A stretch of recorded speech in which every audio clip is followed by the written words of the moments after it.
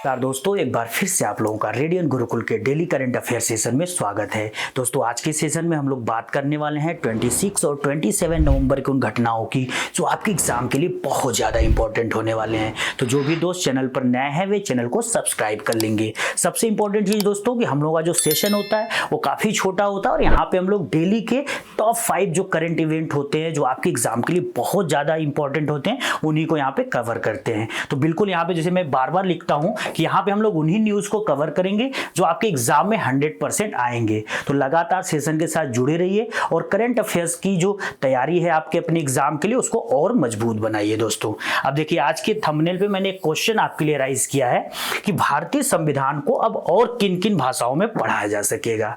तो ये क्यों न्यूज़ में है या ये बहुत बड़ा इवेंट क्यों हुआ, इस पे आपसे 100% पेपर में क्वेश्चन पूछा जाएगा। तो चलिए आज के सेशन को शुरू करते हैं और पहले इसी क्वेश्चन को डिस्कस करते हैं। तो क्वेश्चन आपसे एग्जाम में क्या पूछा जा सकता है?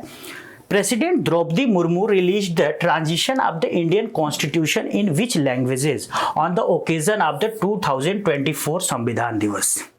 26 नवंबर को पूरे भारत में संविधान दिवस के रूप में मनाया गया और इसी दिन भारत की जो राष्ट्रपति द्रौपदी मुर्मू हैं उन्होंने 2 अन्य भाषाओं में हमारे संविधान का ट्रांसलेटेड वर्जन जो है कि लॉन्च किया है। दोस्तों, वो 2 अन्य भाषाएं कौन सी हैं? तो बिल्कुल याद रखिएगा, संस्कृत और मैथिली। देखिए यहाँ पे हमारी जो प्रेसिडेंट द्रौपदी मुर्मू है, देश के प्रधानमंत्री मोदी जी, हमारे देश के जो वाइस प्रेसिडेंट है जगदीप धनखड़ और लोकसभा के जो स्पीकर है ओम बिरला, इनकी मौजूदगी में संस्कृत और मैथिली का जो ट्रांसलेटेड कॉन्स्टिट्यूशन फॉर्म है उसको लॉन्च कर रही हैं। दोस्तों, अगर यहाँ पे बात करें कि भारत सरकार का टारगेट क्या है इस तरह के जो ये ट्रांसलेटेड वर्जन ये लॉन्च कर रहे हैं, तो भारत सरकार ने बिल्कुल अपना एम बनाया हुआ है कि 8वीं अनुसूची में जो संविधान की 8वीं अनुसूची है 8th शेड्यूल, उसमें जितनी 22 भाषाएं लिखी गई हैं उन सभी भाषाओं में हम धीरे धीरे क्या करेंगे, अपने कॉन्स्टिट्यूशन को ट्रांसलेट करेंगे ताकि देश के हर एक कोने कोने तक हर एक आदमी अपनी क्षेत्रीय भाषा में अपने संविधान को क्या करेगा,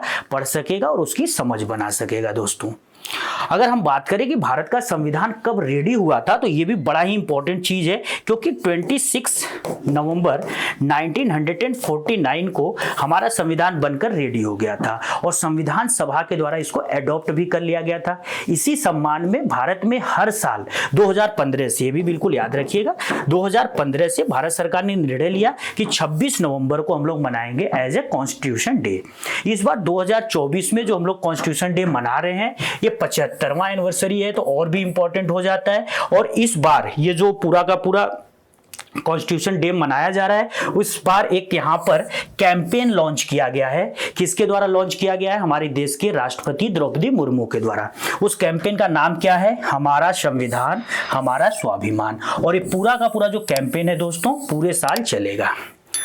अब यहाँ पे अगर बात करें कि भारत का जो संविधान ओरिजिनली लिखा जा रहा था वो किस भाषा में लिखा गया था, तो ये भी बिल्कुल याद रखिएगा, इंग्लिश लैंग्वेज में। कई बार आपसे पेपर में एसएससी पूछेगी क्योंकि अब तो इसका ट्रांसलेटेड वर्जन अब आने शुरू होंगे, 2 भाषा के आ चुके हैं, अन्य भी भाषाओं के जल्द ही आएंगे। तो अगर आपसे पेपर में पूछा जाता है कि जो भारत का संविधान जो विश्व का सबसे लंबा लिखित संविधान है वो ओरिजिनली किस भाषा में लिखा गया, तो बिल्कुल नाम याद रखना है भाषा का, इंग्लिश।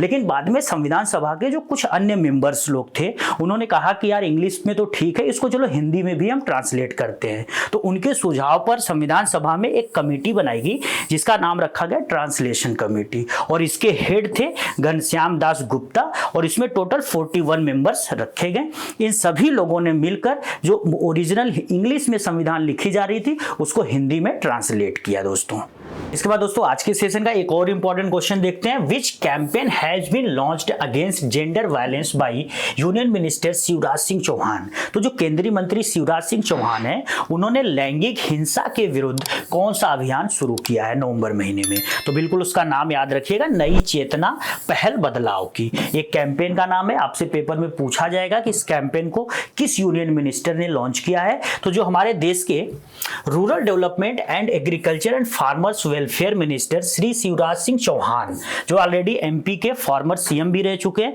उनके द्वारा इसको लॉन्च किया गया। दोस्तों, इस पूरे कैंपेन का मेन टारगेट क्या है कि जो महिलाओं के साथ या फिर जेंडर के आधार पे जो हिंसात्मक एक्टिविटी की जाती है, वायलेंस एक्टिविटी की जाती है, उसके प्रति लोगों को अवेयर किया जाए, उसको रोका जाए और महिलाओं की जो सिक्योरिटी है, उनकी जो सुरक्षा है, उसको और पुख्ता किया जाए।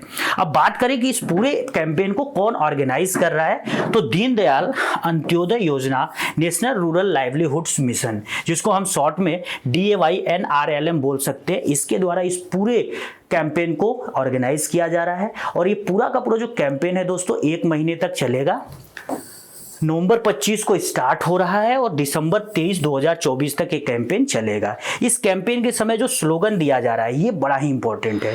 आपसे SSC DSSB स्टेट सर्विसेज पूछेगी कि ये जो नई चेतना पहल बदलाव की है, इस दौरान क्या स्लोगन दिया जा रहा है, तो बिल्कुल याद रखिएगा, एक साथ एक आवाज हिंसा के खिलाफ, यानी कि together one voice against violence. दोस्तों चलिए अगले क्वेश्चन की तरफ बढ़ते हैं।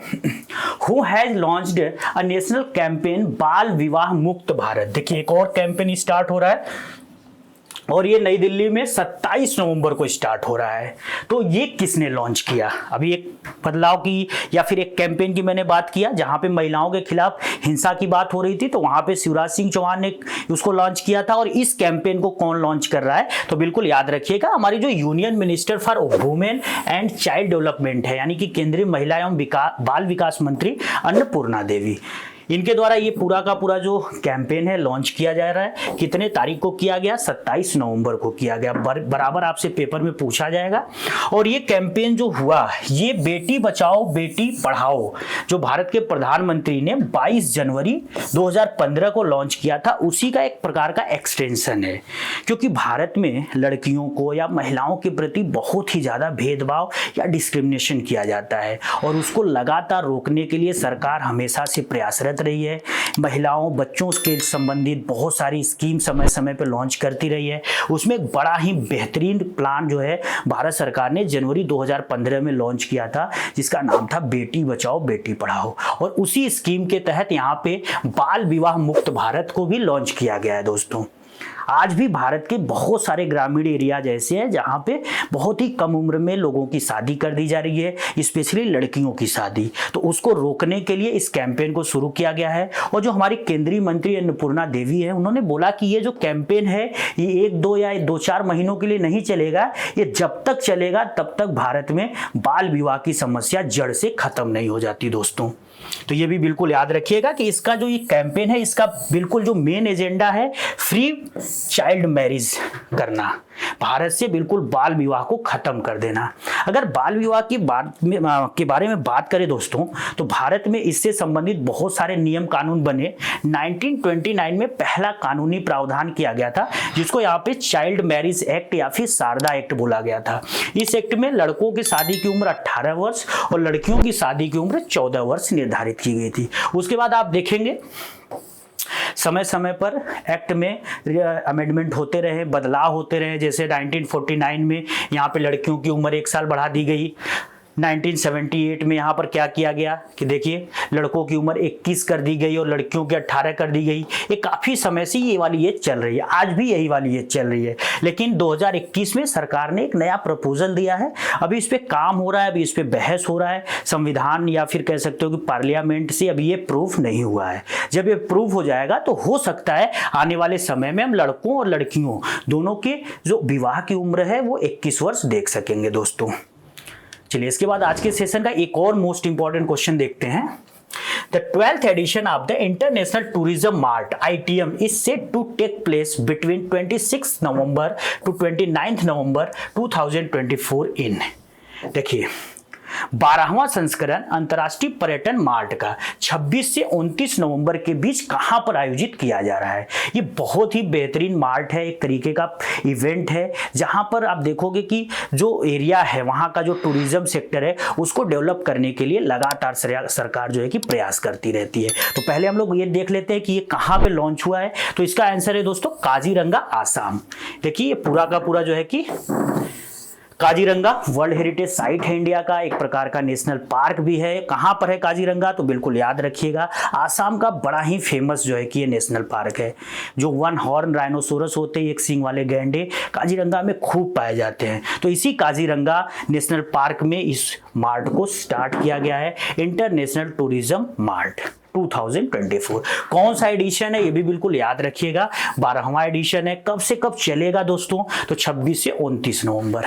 अब ये इवेंट कराता कौन है, तो बिल्कुल याद रखिएगा मिनिस्ट्री ऑफ टूरिज्म, जो भारत सरकार का मिनिस्ट्री ऑफ टूरिज्म है उसके द्वारा इसको कराया जाता है। और इसका जो ये मार्ट होता है टूरिज्म मार्ट, इसका मेन पर्पस क्या होता है कि जो इंडिया के नॉर्थ ईस्ट स्टेट हैं जैसे कि आसाम, मेघालय, मणिपुर, सिक्किम, इन सब स्टेट में टूरिज्म को और ज़्यादा तेजी से रैपिडली बढ़ाना।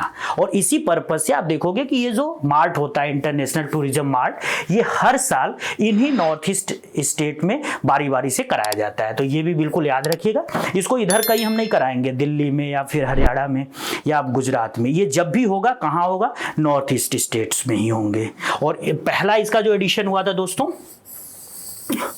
आसाम के गुवाहाटी में हुआ था, और पिछला एडिशन 2023 वाला कहाँ हुआ था, तो मेघालय में हुआ था। आज के सेशन का बिल्कुल लास्ट क्वेश्चन है दोस्तों, who won the gold medal at the under 8 world cadet chess championship 2024।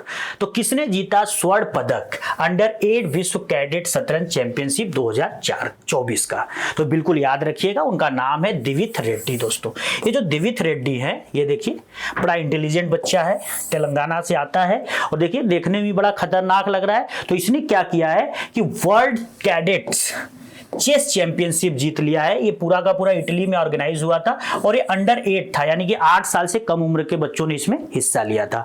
अच्छा, इसने यहाँ पे गोल्ड जो है कि सिक्योर किया है, और जो सिल्वर मेडल मिला है वो सात्विक को मिला है, ये भी इंडिया से आते हैं, और जिमिंग वो ये चाइना के आते हैं, और इनको यहाँ पे ब्रॉन्ज मिला है दोस्तों। तो ये भी बड़ी न्यूज है, बिल्कुल नाम इनका याद रखिएगा, दिविथ रेड्डी। इनको मिला है क्या, under 8 world cadet chess championship का गोल्ड। आज के सेशन में बस इतना ही दोस्तों। आज के सेशन की पूरी पीडीएफ आप रेडियन गुरुकुल के टेलीग्राम चैनल से डाउनलोड कर लीजिएगा। डेली करंट अफेयर्स अपडेशन के लिए रेडियन गुरुकुल के यूट्यूब चैनल के साथ जुड़ जाइए। सेशंस अच्छे लग रहे हैं, लाइक करिए, कमेंट करिए, दोस्तों के साथ शेयर करिए, और चैनल पर नए हैं तो चैनल को सब्सक्राइब कर लीजिए। जय हिंद दोस्तों।